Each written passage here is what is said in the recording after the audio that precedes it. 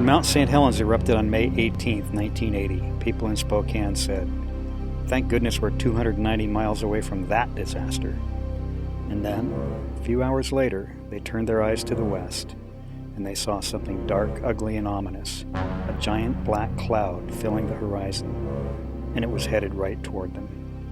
The cloud turned afternoon to midnight and began snowing, but not flakes, fine gritty particles of ash blown aloft by the distant volcano and carried on the wind.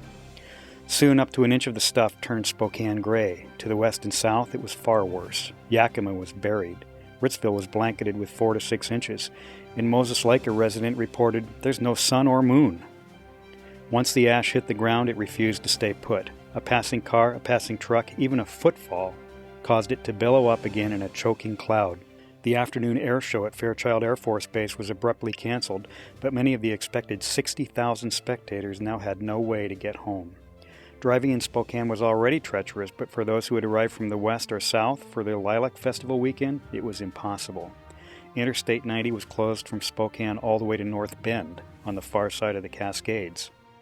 A driver could escape only to the east, and even that was treacherous. Cars died as soon as the air filter got clogged. Grit burned out engines. And when the ash got wet, it turned as slippery as slush. That night, jazz legend Dizzy Gillespie called his wife from Spokane and said, "I was canceled by a volcano." His Spokane Opera House concert had been called off, and like thousands of other travelers, Gillespie was stuck. All flights were canceled out of Spokane. Gillespie's fans, however, found a way to compensate. They thronged the disco at the Spokane Sheraton and threw what they called a volcano party. Yet it was already obvious. There was nothing to celebrate. Ash had to be laboriously scooped up, carted away, and dumped, and most of the dump trucks were dead, stranded on the side of the road.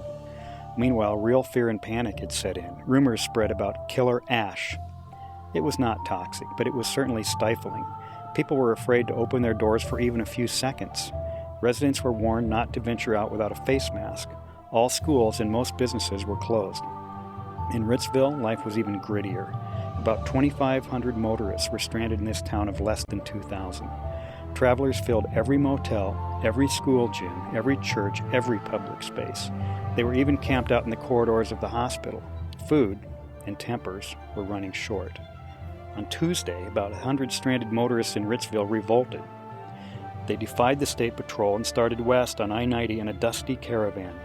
Most cars died within a few miles. The rest made it to the Shrag Rest area where they had to be rescued by the state patrol. After about 3 days, it became clear that the ash was not dangerous, but it was heavy and nasty. People brought out their brooms and shovels. Officials asked residents to hose down the streets and sidewalks around their homes. The sewer system soon clogged. Scientists said the ash was not toxic to crops, but that was little consolation to farmers who were soberly standing over acres of gray without a hint of green creeping through. By Wednesday, life was beginning to return to normal. The taverns even started to open up. A golf course or two reopened, but schools and most major businesses remained closed.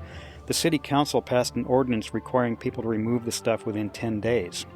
Rain helped sluice away tons of ash, but it also sparked telephone pole fires and power outages when wet ash conducted electricity around insulators. On Thursday, Spokane had a surprise visitor, President Jimmy Carter. He flew into Spokane and landed, in a cloud of dust, for an hour-long meeting with local officials. Spokane Mayor Ron Baer, still wearing the safari suit he wore during the cleanup, moderated the briefing. Carter promised federal help. By that time, 4 days after the deluge, Spokane was mostly back in business. Auto parts stores and vacuum cleaner stores were doing particularly well. Most of the stranded travelers were trickling out. In Ritzville, Moses Lake, and Yakima, the cleanup took far longer. People were still shoveling ash out of Ritzville alleys in August. However, the most dire predictions did not come true. The ash did not hurt crops as much as feared, and wheat did especially well that year. Today, 30 years later, you can still find a gray line of ash in the region's wheat fields. And Mount St. Helens, the half that remains, slumbers quietly 290 miles away.